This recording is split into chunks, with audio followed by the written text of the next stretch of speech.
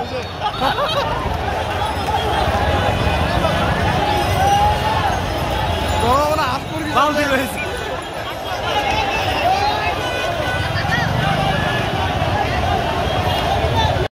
যে দেশ স্বাধীন হলো এত বছর পরে, এই ছাত্রছাত্রী শিক্ষার্থী এদের রক্তের বিনিময়ে আজকে বাংলাদেশ পুরাপুরি স্বাধীন হলো, স্বাধীন মুক্ত হলো। আমরা বয়স্করা কিছুই করতে পারি না, আমাদেরকে চোখে আঙ্গুল দিয়ে এরা দেখায় দিয়ে গেল দেশ কিভাবে স্বাধীন করতে হয়। এরা আমাদেরকে বুঝাই দিল, শিখাই দিল। এরা এদের আজকে আমি 3-4 দিন এলাকা ছিলাম, এরা আর হাসিনা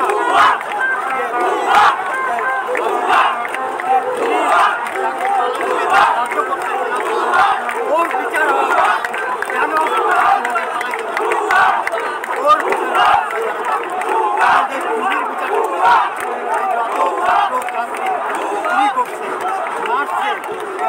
সম্পূর্ণ বিচার হবে, এদের বরফ উঠে দেবে, এদের অক্লান্ত পরিশ্রমে না খেয়ে না ঘুমায়, কাপড় নাই, গোসল নাই, খাওয়া নাই, আজকে 15টা দিন তারা অটুটভাবে এখানে রয়েছে, অটল। আমার এই দুই চোখে